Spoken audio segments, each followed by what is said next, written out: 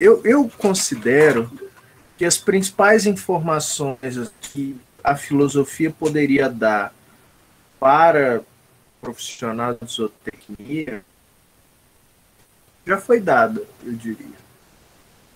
Como profissional de zootecnia, eu diria que vocês têm uma preocupação que todo brasileiro tem nessa vida, que é, aliás, 99% dos habitantes da Terra tem, né? Que é arrumar um trabalho, fazer dinheiro. Essa, no fim das contas, é a grande preocupação das pessoas, né, hoje.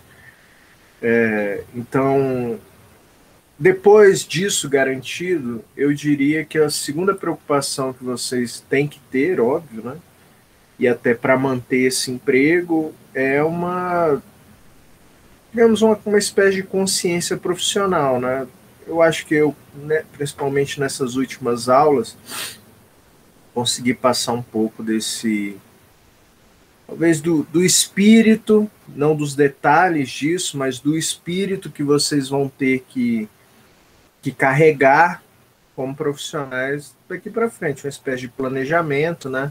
Eu estava falando, Ângela, na aula passada, né? Nem você nem o João estavam aqui na sala, né? Mas se vocês puderem assistir o vídeo, eu estava dando umas dicas de algumas coisas que vocês podem fazer, alguns dos caminhos que vocês podem trilhar depois de terminar esse curso superior, né? Eu sou, hoje em dia eu sou um profissional ligado à filosofia, né? Mas eu já tive, assim como vocês, uma profissão mais voltada para o mundo dos negócios mesmo, né? Eu já fui advogado por alguns anos, mais ou menos por uns 6 anos, e eu sei como é que as coisas funcionam mais ou menos, entendeu? Então, quando você está em uma profissão que pressupõe curso superior, e ainda mais quando a gente está falando de uma profissão como a de vocês, que daqui um pouco vai ser dominada por empresas multinacionais, se já não é, né? Muito importante que vocês busquem desde já, agora que você está aqui no primeiro semestre, aprender uma língua estrangeira. Se você começar a aprender inglês agora, quando terminar a faculdade, você está apresentando seu TCC, você já sabe inglês para a vida profissional. Perdão, pessoal. Para a vida profissional. Isso é importantíssimo. Eu não tenho, assim, nem capacidade de mensurar quantas oportunidades irão se abrir para vocês a partir do momento que vocês aprenderem uma língua inglesa, por exemplo, ao sair da faculdade. E quantas portas não estarão fechadas pelo simples fato de você não saber inglês. É muita coisa. É muita coisa. As melhores oportunidades... bom dia, Lucas. As melhores oportunidades estarão disponíveis para a pessoa que fala uma língua estrangeira, né? Se você fala duas, eu diria que é melhor ainda. É melhor ainda. Então, ano que vem, que as coisas vão estar um pouquinho mais organizadas no mundo, né? Vocês se matriculam em uma escola, pode ser online, aí pega, assiste uns filmes, isso tudo ajuda muito, ajuda demais na vida de vocês. E a chance de vocês, eu diria, até se você quiser uma carreira acadêmica, vamos falar, não, professor, meu negócio, eu quero fazer pesquisa, eu quero ficar aqui na universidade mesmo, eu quero dar aula. Você precisa saber inglês, né? Porque as oportunidades lá fora, se você quer fazer um estágio lá fora, demandam inglês. Você tem que publicar em inglês, você tem que ler artigo em inglês. Eu falo inglês por quê? Porque inglês é a língua, atualmente, é a língua que domina as coisas, né? É a língua da ciência, a língua dos negócios, né? As maiores empresas falam inglês. Então, essa dica, acho que se eu pudesse, assim, fechar com uma dica prática para a vida de vocês, né? Uma disciplina de filosofia dando uma dica prática, né? Mas como faz parte do conteúdo que foi designado para dar para vocês, Minha dica é, olha, se quiser esquecer filosofia, o que eu falei durante o semestre, tudo bem. Mas peguem essa dica e levem para você. Hoje em dia é muito fácil fazer um curso de inglês. Porque tem essas opções online, hoje tem muito filme. Antigamente, se você quisesse assistir, quando eu comecei a aprender inglês, né? Lá, eu preciso assistir um filme em inglês. Eu tinha eu tinha 15 anos quando eu comecei a estudar inglês, né? Então, ainda o mundo era bastante arcaico, né? Então eu tinha que, se eu queria assistir um filme em inglês, eu tinha que ir uma locadora de vídeo. Vocês conhecem locadora de vídeo, sim? Sim, Você conhece, João? mas, com certeza, hein? Locador de filme. Nós ia ó, R$ 5 no filme, você levava, entregava no outro dia. Não, é porque vocês são mais novos que eu, só por isso. Eu achei que não conhecia, porque faz uns 10 anos, eu acho que já vai fazer uns 10 anos que esse negócio de locadora de vídeo acabou, né? Porque hoje em dia você tem Netflix, você baixa os filmes pirata mesmo. E eu acho que já teve uma época que você podia comprar o DVD falsificado, né? Então esse negócio de locadora de vídeo era a maneira que a gente tinha de aprender um pouco da língua, né? Escutando, assistindo os filmes, né? Eu digo assim que uma grande parte do que eu sei inglês eu aprendi assistindo filme mesmo. Só de curiosidade, assiste as séries em inglês e vai aprendendo. Então, é uma dica que eu dou. Vocês têm muito tempo para aprender. Em 5 anos estudando inglês, pode falar, mano. O senhor assistia com a legenda em português ou só em inglês Não, mesmo? assisto com legenda em português, porque no início, né? Hoje em dia, depois de muito tempo, né? Eu já não preciso de legenda para entender uma série comum, né? Mas no início era com legenda, só para ir acostumando com o som. Mas é importante fazer um curso. Por que, que é importante fazer um curso? Porque você precisa saber escrever também, né? Como é que você vai fazer um artigo científico sem escrever? Mas é importante saber escutar, porque no mundo dos negócios você vai conversar sobre as coisas, né? Então, é uma dica que eu dou nesse aspecto prático profissional, pensando em mercado do trabalho, pensando em o mundo da pesquisa, né, da academia que a gente fala. Aprender inglês é essencial. O resto das coisas, como fazer uma pesquisa, como escrever um artigo, isso aí a universidade, a própria Estadual do Mato Grosso, vai dar para vocês. Vocês terão práticas para isso, né? Então, mas ninguém te fala e também não vão te ensinar que você tem que saber uma língua estrangeira. Isso aí você tem que pegar por fora. Infelizmente, eu diria, né? Você tem que pegar por fora. Então, vocês têm que correr atrás. Ano que vem as coisas vão estar mais organizadas, que nem eu estava falando.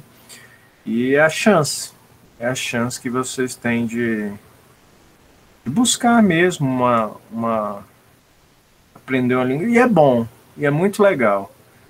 Depois que vocês aprendem uma língua estrangeira, vocês veem assim o quanto que é interessante você, sei lá, assistir as coisas em outras línguas e tudo mais.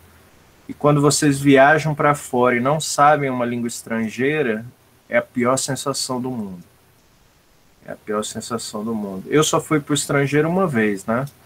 Uma vez eu fui num congresso na França. E eu não sei francês, né? Sabia, assim, o básico do básico do básico. E é uma sensação muito ruim, muito ruim. É como se você fosse analfabeto. É uma sensação difícil. Você vai pegar um metrô, não tem certeza de como que pega aquele metrô, porque tá tudo em francês, né?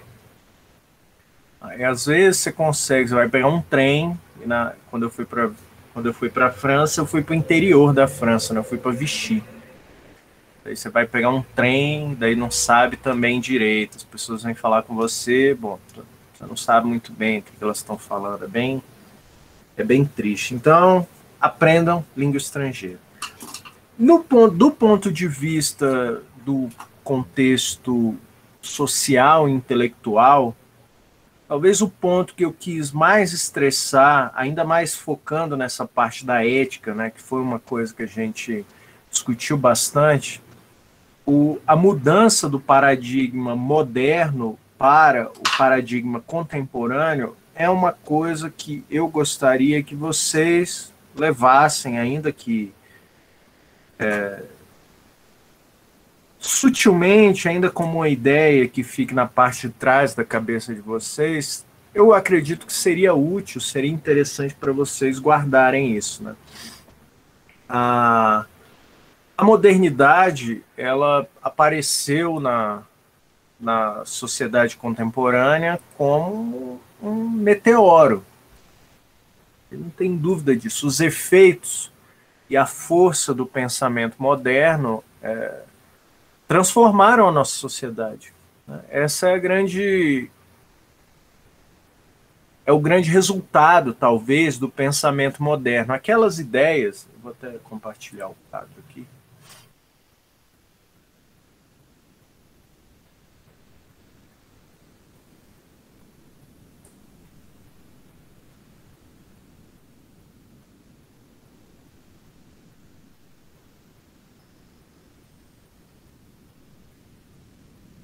Só um segundo.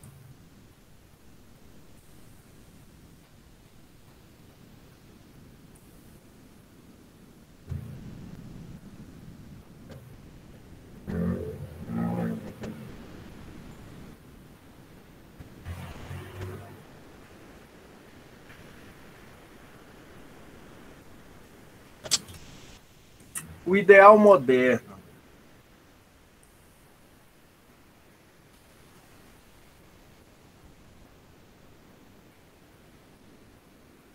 de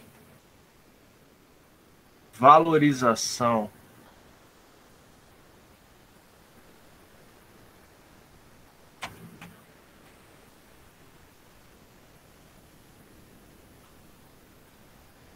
do racional. Talvez a gente pudesse botar aqui também uma super valorização do racional. Uma visão antropocêntrica.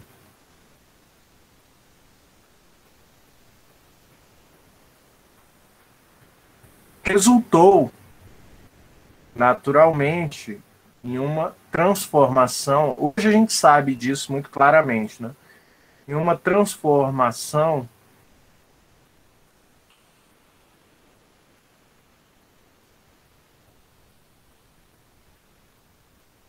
da natureza. Eu não canso de repetir essa frase porque ela representa muito bem o pensamento moderno, né? A frase de Francis Bacon. Conhecimento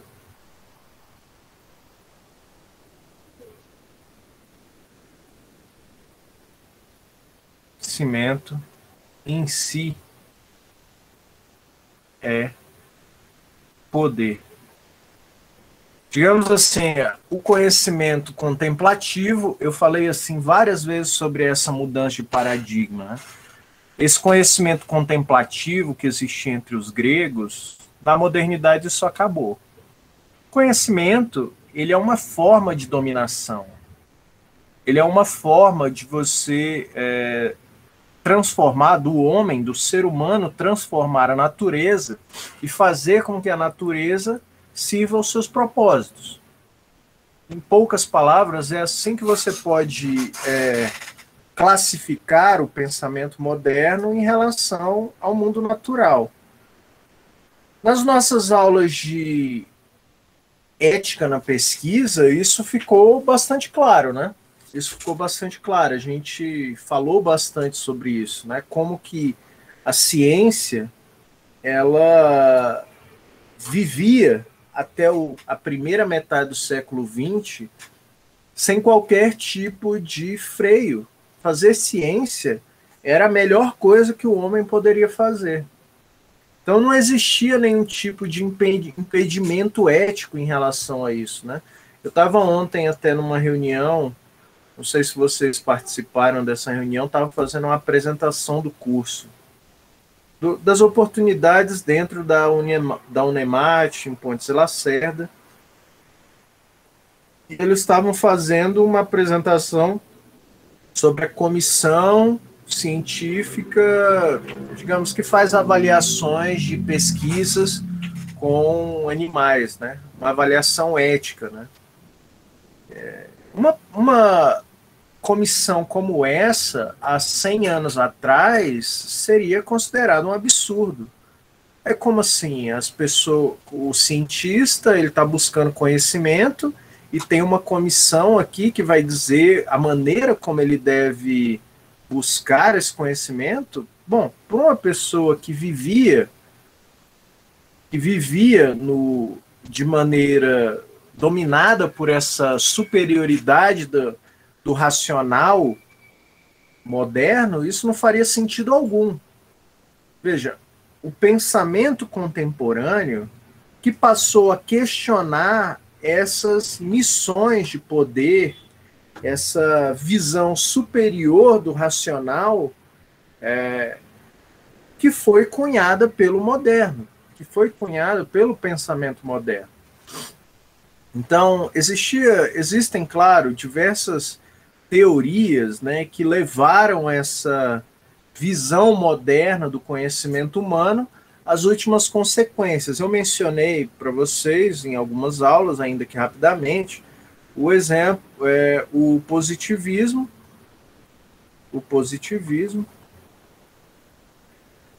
E existem outras teorias, como o estruturalismo. Digamos, as duas teorias, né, tanto o positivismo como o estruturalismo, eles tinham em comum, né, uma busca do objetivo em contraposição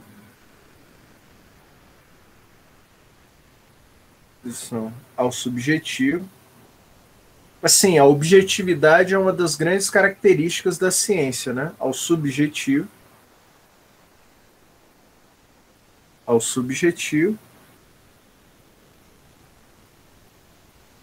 Também carregava entre si uma superioridade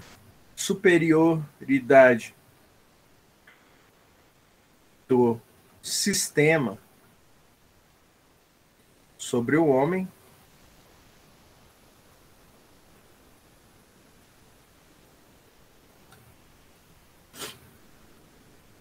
E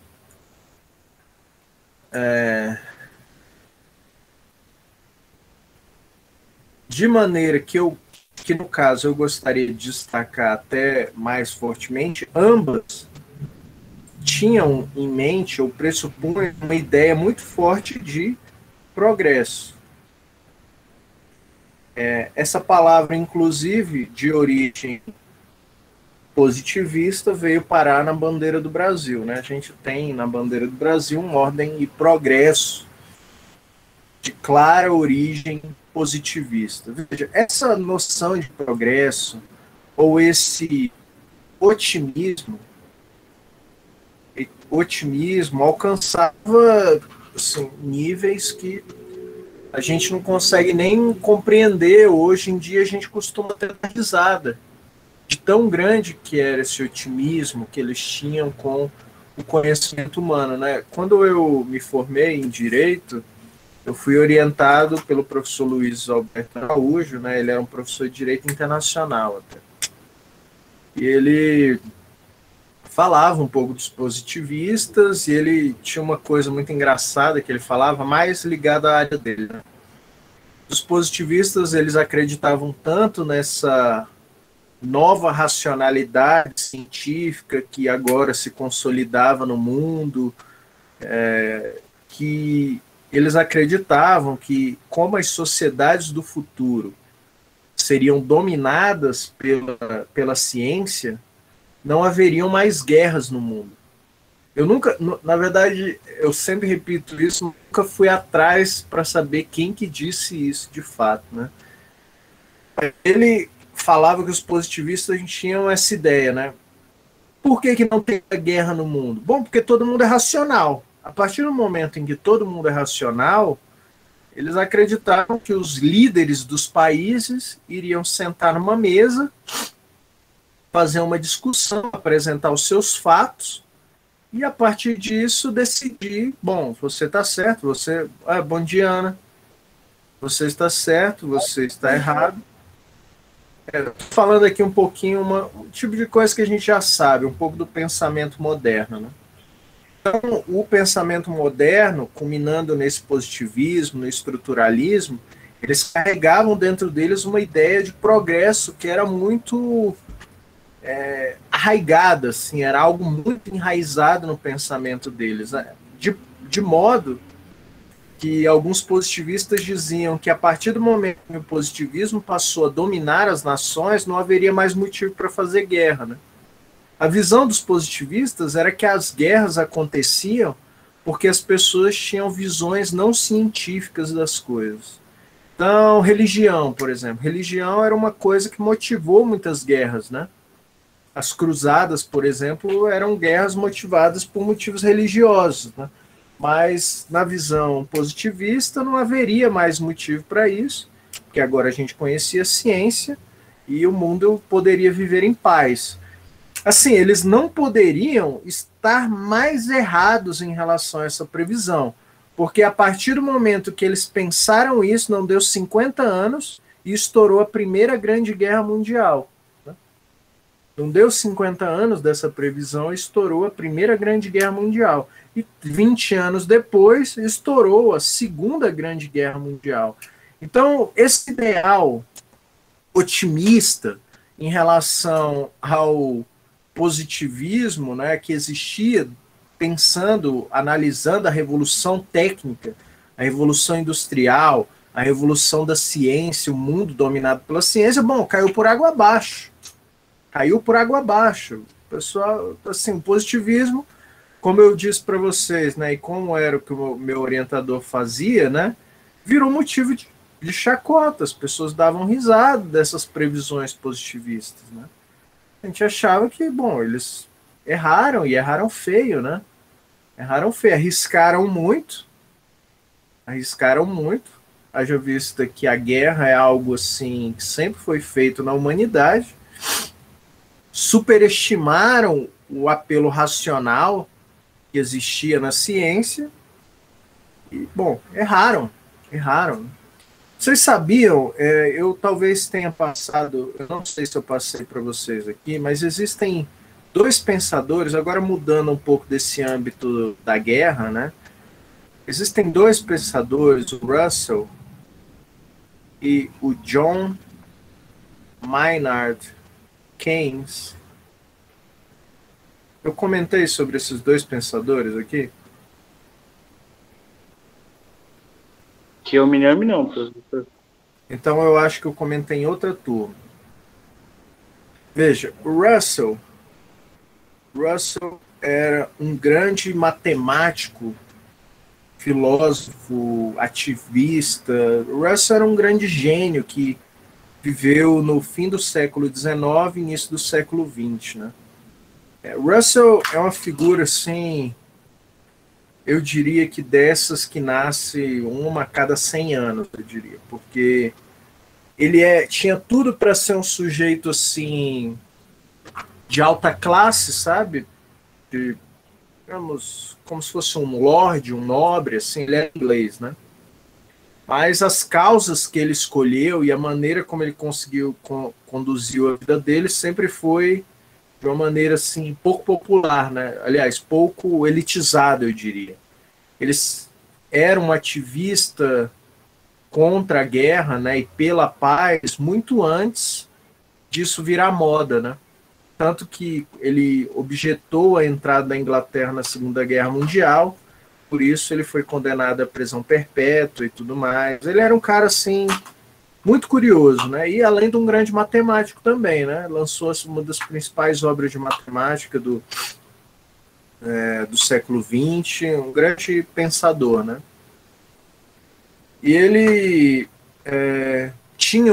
tem um livro, né? O nome do livro é O Elogio do Ócio, em que ele está pensando um pouco nessa questão da revolução técnica, né?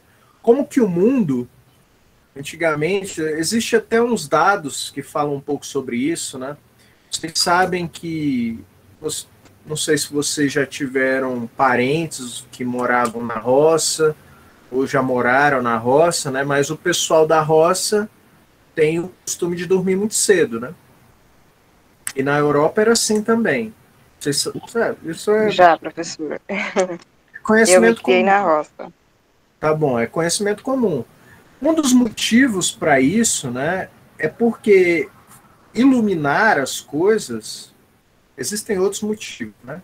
Mas você ter luz durante a noite, nem sempre foi, da onde vem esse costume, né? Nem sempre foi algo muito barato. Digamos, se você está iluminando as coisas à noite com querosene, ou está iluminando a gás, né, com lampião a gás, ou está iluminando com vela, já não é muito barato hoje, dado o preço das coisas, né? Gás está caro pra caramba. Mas há 200 anos atrás, lamparina, mas há 200 anos atrás era mais caro ainda. Era muito mais caro. E existem contas, né? O John Stuart Mill, ele fazia umas contas assim, falando que um trabalhador comum, né, um artesão, por exemplo, em uma época que ainda não existia energia elétrica, para ele ter 1 hora de iluminação à noite, ele precisaria trabalhar algo em torno de 10 horas. Então, para ele ter 1 hora de iluminação durante a noite, ele tinha que tirar da renda dele para comprar, seja vela, seja querosene. Naquela época não tinha querosene ainda, né? Mas velas tinham. A iluminação também era utilizando óleo de baleia, tinha outros métodos, né? Iluminação na cidade, por exemplo, utilizava óleo de baleia, né? Tinha essa aplicação industrial da gordura animal, né? Curioso esse fato, né? É um pouco relacionado à área de vocês, né? Gordura animal para a iluminação das cidades. Utilizavam isso. Enfim, era caro. Era caro, porque ainda se vivia em uma era pré-industrial, né? Era a época do artesão, ainda era da manufatura, né? E o Russell observou de uma maneira muito inteligente, o Mill também tinha observado isso, né? Que a partir do momento em que a indústria entrou em jogo, a produção aumentava e o preço caía. Então a ideia era que aquele custo de iluminação 1 hora durante a noite, se antes custava 10 horas de trabalho de um artesão, para ele ter 1 hora de iluminação à noite, depois da Revolução Industrial, esse valor caiu de maneira muito grande, né? Caiu muito esse valor. Então, um trabalhador, existem as contas, eu não sei as contas certinhas, mas esse trabalhador passou a trabalhar 1 hora por dia para pagar 1 hora de iluminação à noite, o que era ótimo. E o Russell observou essa tendência. Ele falou, olha, a indústria, esse é o raciocínio que está por trás desse livro, né, O Elogio do Ócio. Ele fala, olha, a indústria, ela produz muito mais do que a gente precisa. Muito mais. Então, vai ter 1 hora que todos os habitantes da Terra, olha o raciocínio engraçado, todos os habitantes da Terra terão o seu par de sapato. Eles terão a sua lâmpada elétrica, que é muito mais econômica. Eles terão uma geladeira em casa. Terão seu carro. De modo que a produção ela já não vai ser necessária no nível que a gente acha que é necessário. Que é necessário hoje, né? No mundo em que as pessoas ainda não têm sapatos. E ele falava, olha, se é assim, uma hora a produção ela vai entrar em uma espécie de homeostase, né? Vai ficar em um nível que é só para substituir os sapatos que vão estragando. Então, não vai ter necessidade das pessoas trabalharem tanto assim, né? Por vários motivos. Primeiro, não tem demanda industrial, pessoas teriam que trabalhar menos e o preço das coisas iam cair muito. Então todo mundo ia viver muito bem, trabalhando pouco. Ele estimava que as pessoas iam trabalhar nos dias de hoje, né, no século XXI, fim do século XX, início do século XXI, algo em torno de 3 a 4 horas ao dia. Nada além disso seria necessário. E o Keynes, no caso Keynes era um economista, ele tinha a mesma previsão. Ele falava, olha, as pessoas vão ter... A produção industrial ela é tão além do que as pessoas precisam, né? A revolução técnica está fornecendo isso para a gente, que no futuro a gente não vai precisar trabalhar tanto. Todo mundo vai ter emprego, todo mundo vai ter os bens que precisa e não vai ter necessidade de trabalhar tanto mais. Hoje em dia, a gente trabalha 3 a 4 horas por dia.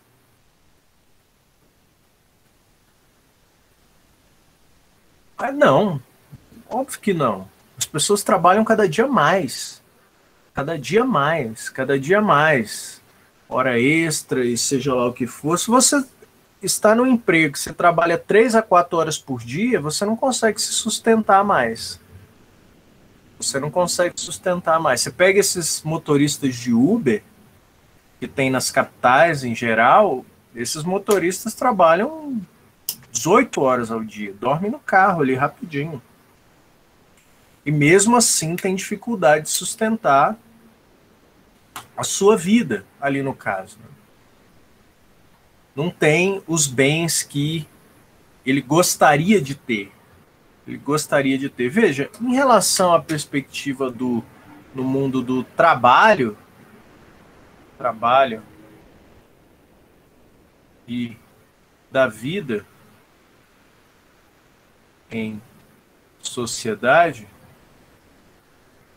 a gente pode dizer que esse otimismo em relação ao que ia acontecer também afundou. O fato é que o pensamento moderno, como a gente conhece, essa supervalorização do racional, essa visão de que o ser humano conseguiria resolver todos os seus problemas com esse conhecimento, esse futuro que era prometido, bom, ele simplesmente não aconteceu. Ele não aconteceu. Essa sociedade é muito fácil de explicar, como o estruturalismo propunha, isso aqui também não aconteceu. Não aconteceu. A visão que a gente tem hoje em dia, principalmente dentro da filosofia, que é o que a gente chama de pós-moderno, né, pressupõe uma sociedade extremamente fragmentada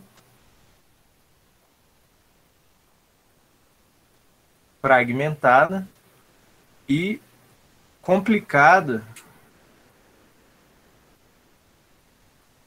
de explicar. Vocês nunca tiveram uma sensação assim em relação à sociedade atual? Como que é complicado você pensar nas coisas? Pode ser em qualquer âmbito, pessoal. O âmbito político, por exemplo, ele é extremamente afetado pelas ideias ou pela análise que a gente chamaria de pós-moderno. Veja, isso aqui, o âmbito político também, isso aqui não é uma questão de ser de direita ou esquerda, viu? Não é. Não é, porque autores aqui influenciados pelo pensamento moderno, alguns deles são de esquerda também. São de esquerda também. Você quer um nome que tinha uma visão muito comum sobre o trabalho e é considerado de esquerda? Um filósofo? Eu aposto que vocês sabem o nome dele. Eu vou dar 3 chances. Vamos lá. Alguém quer chutar? Karl Marx. Exatamente. Não precisa nem de 3. Marx tinha uma visão que a gente pode chamar parecida com essa aqui. Muito parecida com essas visões positivistas, extremamente influenciado por uma visão moderna da realidade. O que vocês entendem? Eu sempre pego essa aula para dar uma ideia para vocês sobre o que é o pensamento do Karl Marx. Eu gosto de deixar para o final, para as pessoas não dizerem que eu sou marxista, nem nada do tipo. Mas, como o Marx ele está assim na boca do povo, né, o que vocês entendem pelo pensamento marxista?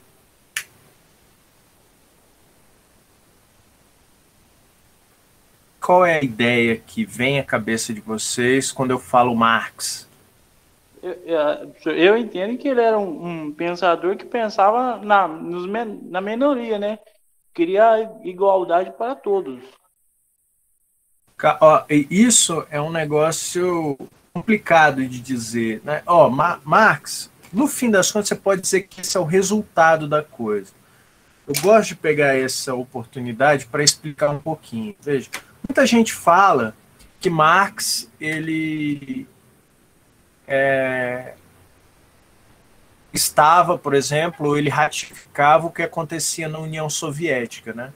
Falando de Stalin e tudo mais, né? Quem já ouviu isso? Eu já ouvi falar que ele é o pai do comunismo, né? Foi ele que Ele é o pai do comunismo. Que aconteceu na União Soviética foi um fruto do pensamento dele, né? O pessoal foi na ideia dele, né? E conseguiu tomar o poder lá. Sim, mas você sabe que Marx ele morreu 40 anos antes da Revolução Russa, né? Marx morreu em 1888 e a Revolução Russa, o marco inicial seria 1917. Então Marx morreu muito antes. As ideias do Marx, as denúncias do Marx, é uma coisa assim muito mais simples do que é colocado, do que aconteceu depois. Esse é o ponto. Marx ele tinha uma visão sobre essa questão aqui, sobre a questão do trabalho. Ele era um tanto menos otimista por um lado, mas muito mais otimista por outro lado. A questão é o seguinte, olha, Marx pensava que nos pátios da indústria, né, do mercado burguês, que ele chamava, existia uma pessoa que era o patrão e existia um grupo de pessoas que essa era a divisão que ele via nas empresas, né? Um grupo de pessoas que eram os empregados. Então a gente tinha aqui de um lado o patrão e do outro lado o trabalhador. Trabalhador. É óbvio, essa divisão aqui, ela é totalmente uma questão de nome, né? O que caracteriza o patrão de fato? O patrão é o patrão porque na cabeça do Marx, ele é a pessoa que tem, ou é o dono dos meios de produção. Quando a gente fala meio, a gente está falando das coisas materiais mesmo, né? Dono da fábrica, ou se a gente está falando do trabalho no campo, qual é o meio de produção no campo? No caso é a terra, né? Então, eu vou colocar aqui exemplo, a terra. Na visão do Marx, né, que pressupõe todo um caminho na produção de mercadorias, que era, na visão dele, a essência do mercado capitalista era a noção de mercadoria. Na visão dele, o patrão, a única coisa que fazia ele ser patrão de fato, era o fato de que ele era isso aqui, dono dos meios de produção. Porque a produção em si, ou a transformação, uma ação de matéria-prima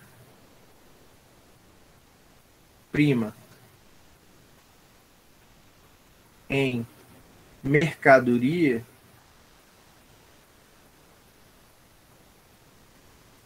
quem fazia de fato era apenas o trabalhador. Porque o patrão, isso na cabeça do Marx, viu? Não tô querendo aqui, vocês podem me questionar depois. Na cabeça do Marx, o patrão, ele não estava envolvido aqui nesse processo aqui. Não estava envolvido. Isso aqui tudo era feito pelo trabalhador. O trabalhador que transforma a matéria-prima em mercadoria. Mesmo assim, é o patrão que pega essa mercadoria e troca por dinheiro. Troca por dinheiro, faz a venda daquilo. Comprou matéria-prima, trocou, transformou em mercadoria no processo produtivo, transformou em dinheiro. É óbvio que uma parte desse dinheiro ela volta para o trabalhador, em forma do que a gente chama de salário. Correto? Vocês estão entendendo isso? Uma parte desse dinheiro volta em salário. Mas a outra parte fica com o dono como se fosse o que a gente chama de lucro. Não é? É assim que como a parte de lucro. Para Marx, e é aqui que a maioria das pessoas discordam de Marx. Eu acredito que até nesse momento aqui, ninguém discorda de Marx. É isso que acontece. É isso que acontece. Em qualquer empresa pode ter algum detalhe, alguma coisinha, mas, via de regra, é isso aqui que acontece. Uma parte do produto da venda das mercadorias volta para o trabalhador como salário e outra parte fica com o patrão como lucro. Pronto, acabou. Isso é que Marx não consegue suportar. Para Marx é isso que está errado. Porque é o seguinte, essa é a visão marxista. Se o trabalhador ele é o responsável pela produção de valor, que é o quê? Transformar matéria-prima em mercadoria, veja, o meio de produção ele não participa ativamente disso aqui, né? Quanto o trabalho mesmo. Né? Não é o trabalho, é só a propriedade mesmo. O trabalho em si, que é o que transforma a matéria-prima em mercadoria, sai às custas sempre do trabalhador. Então a visão marxista é o seguinte: quem produz valor no processo produtivo em uma empresa é o trabalhador. Logo, não faz sentido que o dono, no caso o patrão, fique com essa parte aqui. Então, essa parte que não vai para o trabalhador como salário é o que Marx chama de mais-valia. É a parte que o patrão literalmente rouba ou extorque. O Marx usa isso, essa palavra, extorquir. Extorque o trabalhador do dinheiro que na verdade é seu. E o dinheiro que na verdade é seu. Esse é o raciocínio que as pessoas tendem a questionar, né? Por quê? Por que as pessoas questionam? Porque elas falam, bom, o patrão, ele é dono da terra, né? Com alguma coisa ele tem que ficar. Não é isso o raciocínio? Não é, professor. Ele comprou matéria-prima, ele comprou equipamento. Ele tem direito, O empregado não ajudou. Sim, aí é que a gente entra em uma parte que Marx, ele pensa nisso um pouco, né? Ele fala assim, olha, qual é a origem desses meios de produção que essa pessoa tem aqui? Qual é a origem? Ele fala, isso aqui, para Marx, né, essa noção de propriedade, é apenas uma espécie de ficção. ficção capitalista. Se você... É porque muitas pessoas pegam a análise e tentam pensar em pequenas propriedades rurais. Né? O dono de uma pequena terra, por exemplo, que tem, sei lá, seus 2 vaqueiros, uma pequena propriedade, e aquilo que ele fala, não, olha, Marx quer acabar com essa propriedade. E não é disso que Marx está falando. Marx está falando das propriedades que são gigantescas. Tem umas fazendas, eu sou paraense, né? Tem umas fazendas no Pará que a propriedade delas, tem uma inclusive que um negócio parece um livro do Machado de Assis, tão complicado, é muito, parece que o cara herdou da coroa inglesa aquela fazenda, a fazenda é uma das maiores fazendas do mundo, é gigantesca, a parte do Pará todinha é uma fazenda, e esse cara que ninguém nunca viu, ele herdou da coroa inglesa aquela terra, e tudo que a gente sabe é que a produção, tudo, as questões legais e de negociação com essa terra, é tudo feita por procuração, uma procuração que esse cara supostamente assinou, mas ninguém sabe quem é, ninguém sabe onde esse cara tá, e é tudo, assim, nebuloso. A gente não sabe de onde surgiu aquela propriedade. Então, quando Marx está denunciando, no caso, a propriedade do capitalista, ele está falando de grandes terras.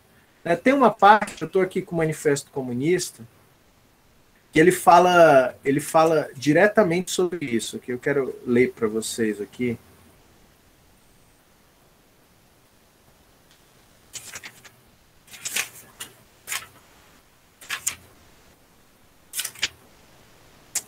Uma parte tão interessante.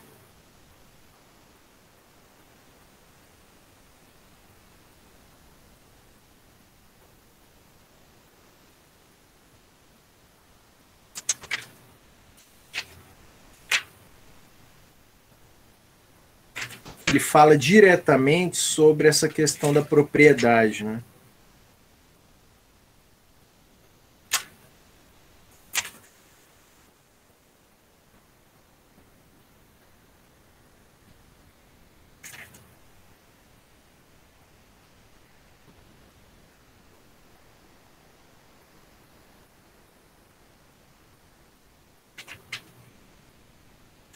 Se vocês um dia quiserem, assim, até para poder criticar, dar uma olhada no Manifesto Comunista, eu recomendo, é bem pequenininho, é um manifesto, né? É coisa de para ler em uma sentada, você já consegue ler tudo, é pequeno. Aqui, ó. Nós comunistas temos sido acusados de querer abolir a propriedade adquirida pessoalmente, fruto do trabalho do indivíduo, propriedade de quem que dizem ser o fundamento de toda liberdade, de toda atividade, de toda independência pessoais, né? Tá errado aqui. Propriedade adquirida, fruto do trabalho e do mérito pessoal. Falais da propriedade do pequeno burguês. Chama de pequeno burguês quem tem pequenas propriedades, né? Do pequeno camponês que antecedeu a propriedade burguesa, não precisamos aboli-la. O desenvolvimento da indústria já aboliu e continua a aboli-la diariamente. Vocês entendem o que ele está querendo dizer? Ele está falando assim, olha, você, o pequeno produtor, né, o pequeno... pessoa que tem a pequena propriedade rural, segundo Marx, isso é um processo, né? Nem tudo não quer dizer que não exista o pequeno produtor, né?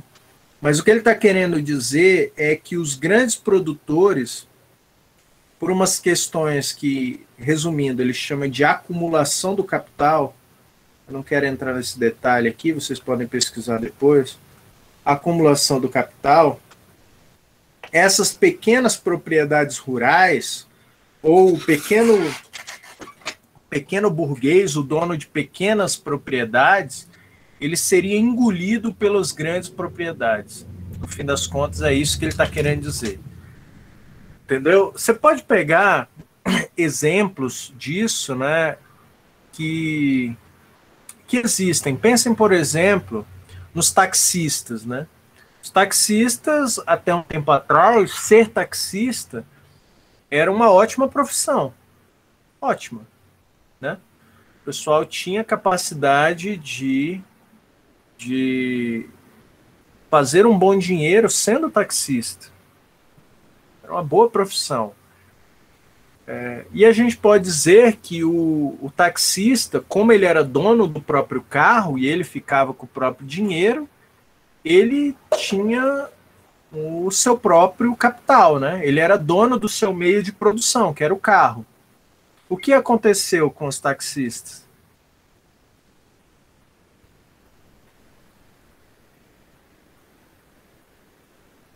Perdeu pro Uber? Perdeu para o Uber, exatamente. O que é o Uber, se não uma grande empresa?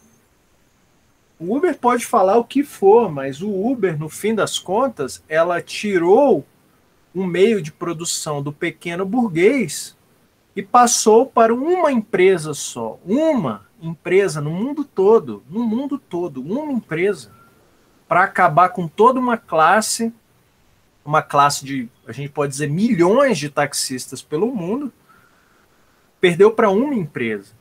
É isso que Marx denuncia. Ele falou assim, o pequeno burguês, aquele que detém uma pequena propriedade, ele não vai ter vez. Não tem como ele competir com essas grandes empresas, com esses grandes meios de produção, né? Com esse capitalista mais poderoso. Né? Essa é a grande ilusão que Marx tenta denunciar, né, da concorrência em termos capitalistas. Né? A concorrência no meio capitalista é uma piada que a gente cada vez acredita menos. Né? Não existe isso. Não existe. No fim das contas, então, só para explicar um pouco isso, Marx acreditava que a apropriação disso aqui, da mais-valia, ela ia crescer juntamente com a acumulação do capital, de modo que a vida do trabalhador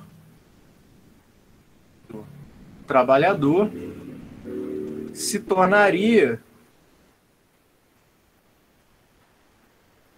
inviável.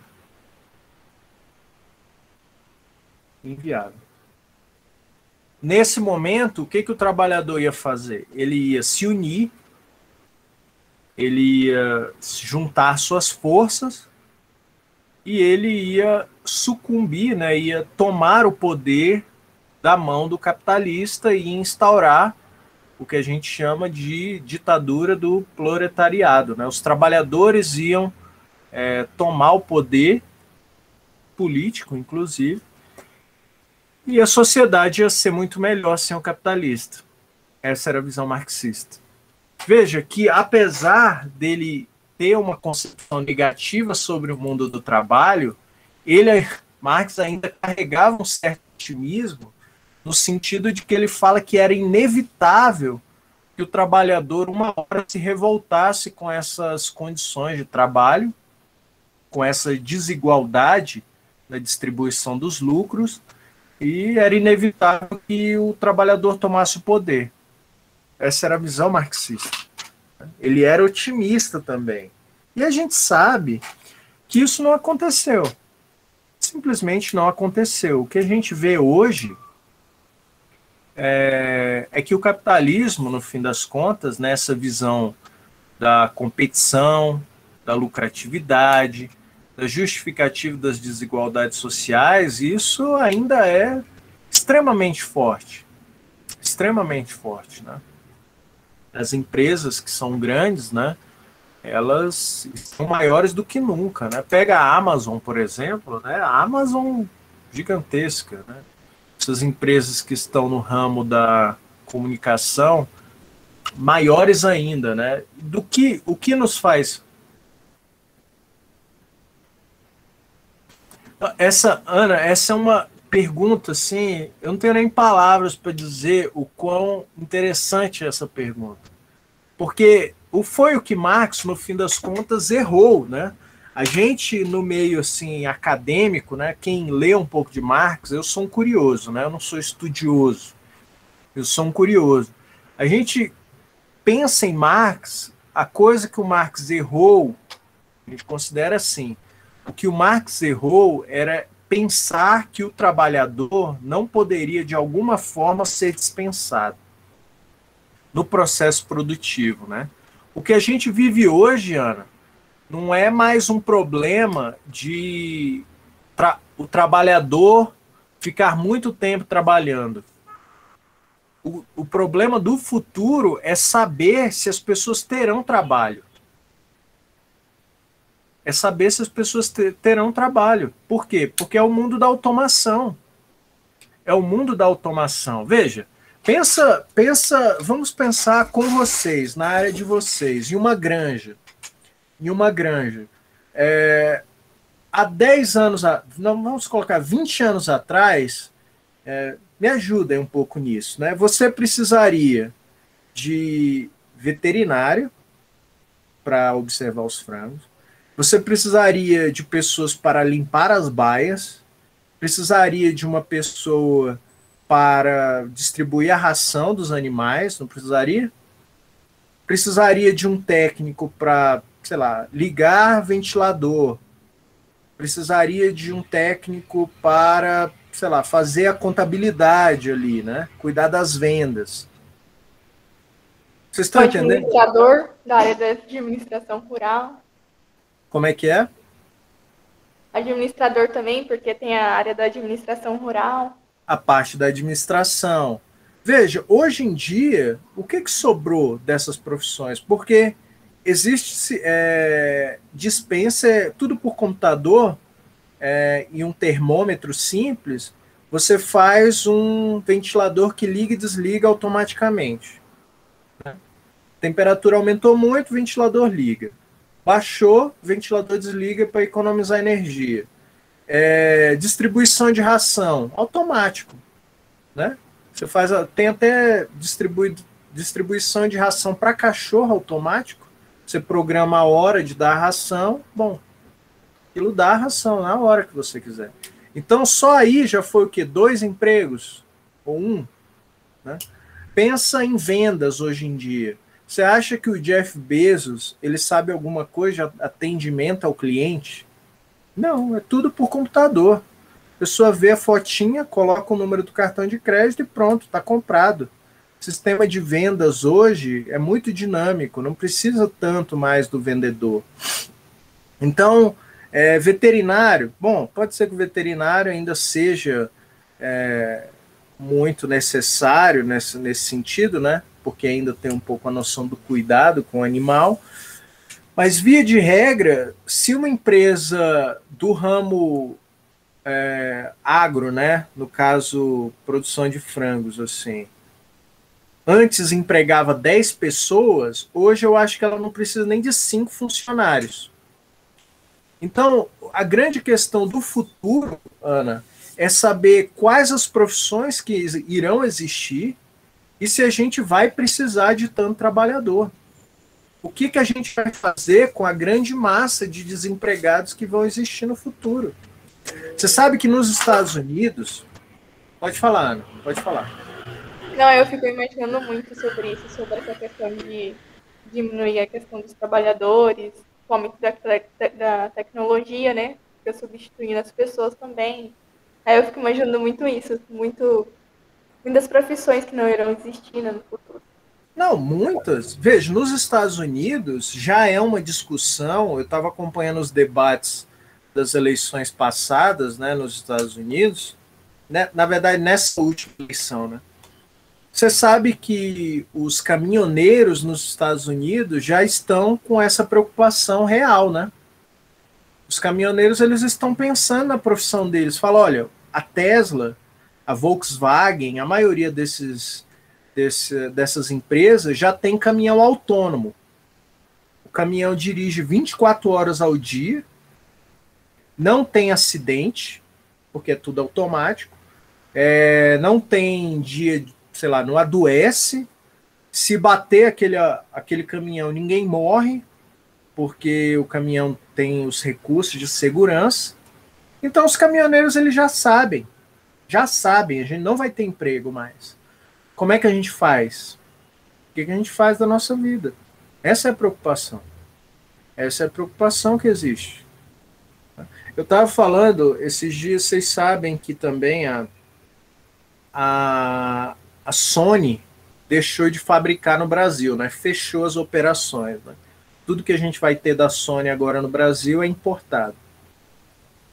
E daí eu vi aquele negócio da fábrica e imediatamente me vem à cabeça assim, pô, um monte de gente vai perder o emprego, né?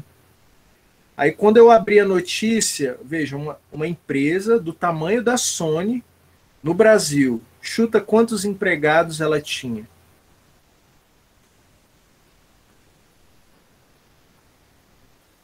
Pode chutar. Era 2.000, era 5.000? Eu não lembro, era pouquinho.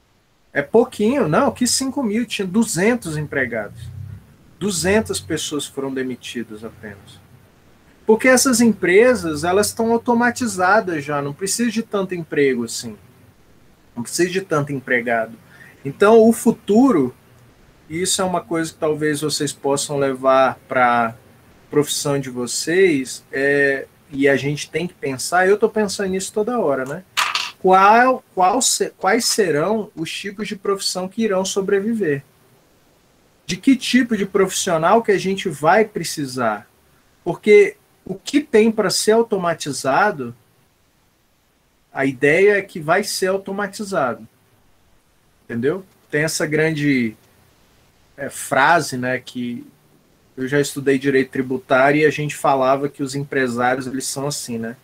Empresário faz conta.